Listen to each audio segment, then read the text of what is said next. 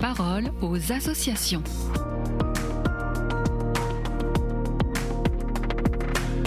Bienvenue dans la parole aux associations. Aujourd'hui, je suis avec Diane Comelin, chargée de communication digitale à Fidesco. Bonjour Diane.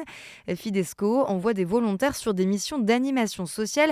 Et qu'est-ce que ça implique concrètement ? L'animation sociale, c'est avant tout être présent auprès de personnes souvent fragilisées. Et les volontaires ne viennent pas faire des choses extraordinaires, mais ils viennent pour créer du lien, pour écouter, accompagner et proposer des activités qui donnent à chacun sa place. C'est simple dans le principe, mais c'est très exigeant dans la réalité quotidienne. Vous pouvez nous donner des exemples concrets de missions ? Oui, bien sûr, par exemple en Argentine, Anne et Thibaut travaillent à la Casa del Niño, un centre pour adultes polyhandicapés. Leur rôle, c'est d'accompagner des activités éducatives et sociales, toujours en lien avec l'équipe locale. Ce lieu, il a été fondé par le père Aguilera et il est marqué par le respect et la dignité. Chaque geste, même petit, compte pour favoriser l'inclusion et l'épanouissement des personnes accueillies. Au Lesotho, on a Sophie et Laurent qui accompagnent des enfants dans un centre communautaire. Leur quotidien mêle jeux en extérieur, parties de Uno, courses dans le quartier, mais aussi temps calme en petits groupes pour mieux connaître les enfants.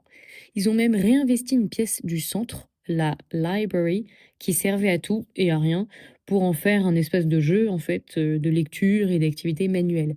Et les enfants ont adoré ces moments, même si la pièce était plutôt froide en hiver, et donc les bonnets et les manteaux étaient plutôt obligatoires.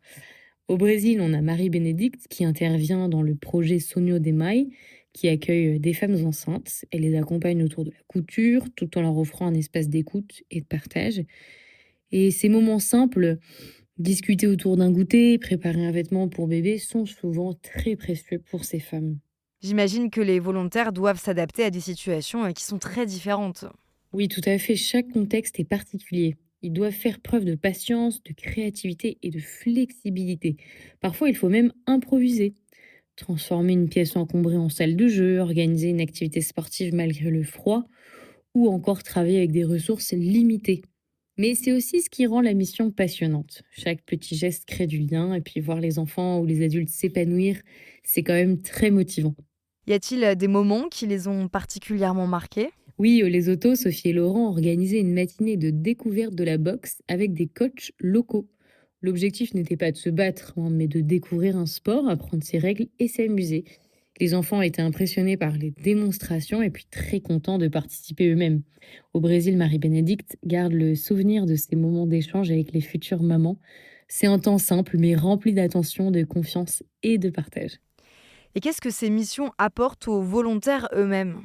Je dirais qu'elles transforment leur regard. Les volontaires découvrent que la présence a une grande valeur. Ils apprennent la patience, l'écoute, le respect du rythme de chacun. Et surtout, ils voient combien la joie et la dignité peuvent exister même dans des conditions difficiles.